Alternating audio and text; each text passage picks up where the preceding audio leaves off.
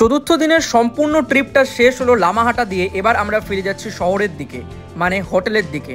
ফেরার সময় অনেক অ্যাস্থেটিক শর্টস দিলাম, কারণ পরিবেশটাই ওরকম ছিল আদতেই। হোটেল রামাদার সামনে আমাকে ছেড়ে দিল যেই দাদা ড্রাইভ করে নিয়ে যাচ্ছিল। তারপরে আমি চলে গেলাম পশুপতি মন্দিরে।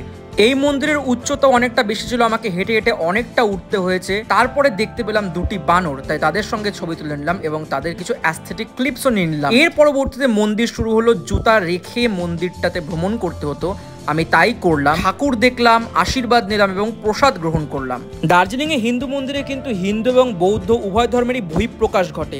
মহাকাল মন্দিরের প্রবেশের শুরুতেই ছিল মা কালীর মন্দির এবং তার পরবর্তীতে ছিল মহাকাল টেম্পল। সারাদিন ঘুরে অনেকটা ক্লান্ত ছিলাম, কিন্তু এখানে এসে অনেকটাই এনার্জেটিক ফিল হচ্ছিল বিকজ অফ দ্য শান্ত পরিবেশ আর একটি দৈবিক অনুভূতির মাধ্যমে। মন্দিরের অপোজিট সাইডে নিচের দিকে আরো অনেক ঠাকুরের মন্দির ছিল, আমি তা দেখে রেস্ট করলাম মন্দিরের বাইরে।